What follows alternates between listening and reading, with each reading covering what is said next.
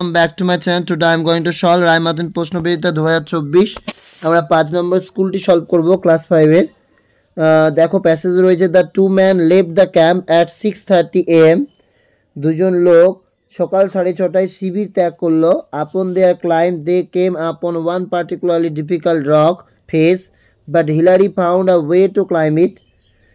তাদের আরোহণের সময় তারা বিশেষ একটা কঠিন পাথরের মুখে সম্মুখীন হয়েছিল, কিন্তু হিলারি এটিকে আরোহণের জন্য একটি উপায় খুঁজেছিলেন বা উপরে ওঠার একটা উপায় খুঁজে বের করেছিলেন। The rock face is now called Hillary step. এবং সেই পাথরের মুখটি এখন হিলারির পদক্ষেপ নামে পরিচিত। অ্যাট 11:30 AM হিলারি আর Norgay reach the summit of Mount Everest. সকাল 11:30 নাগাদ হিলারি আর নর্গে মাউন্ট এভারেস্টের শীর্ষে পৌঁছালেন। Hillary reach out to shake Norgay's hand but Norgay gave him a hug in return. Hillary নর্গের সাথে হাত মেলানোর জন্য পৌঁছেছিলেন, কিন্তু বিনিময়ে নর্গে তাকে আলিঙ্গন করেছিলেন বা জড়িয়ে ধরেছিলেন।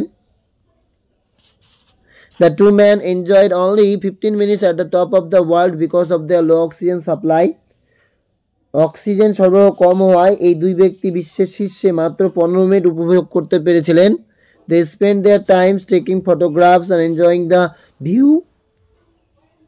তারা ফটো তোলা এবং দৃশ্যটি উপভোগ করে তাদের সময় কাটিয়েছিলেন। When their 15 minutes were up, Hilary and Norge made their way back down to mountain. যখন তাদের 15 মিনিট শেষ হয়েছিল, হিলারি আর Norgay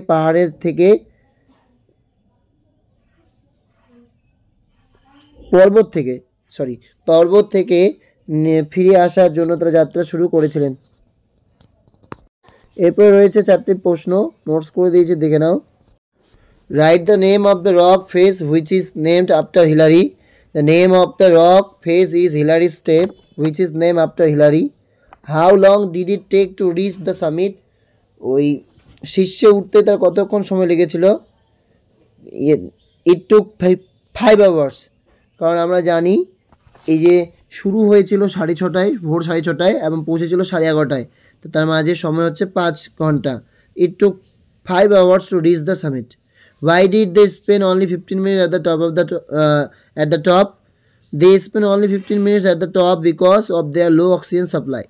What did Norge do instead of shaking Hilary's hand? Instead of shaking Hilary's hand, Norge gave him a hug in return. হাত মিলানোর পরিবর্তে সে কি করেছিল, তাকে আলিঙ্গন করেছিল। Fill in the blanks with the suitable articles. India won Dash Cricket World Cup. The Cricket World Cup once again in 2011. It was a moment of great triumph and an event of great inspiration to the youth of India. The members of the Team India were hailed as national heroes. বলেছে fill in the blanks with appropriate pronoun any for যে কোনো 4টা। The cave of the Ajanta famous for dash fresco paintings. Its fresco paintings. We are proud of our greatest poet Rabindranath Tagore. Taj Mahal was built in the memory of Mumtaz Mahal. It is a burial tomb. India has a rich heritage of the classical dance. The country has many different types of classical dances. Fulmoni heard stories about Bhimbetka. Her teacher showed a picture of Bhimbetka.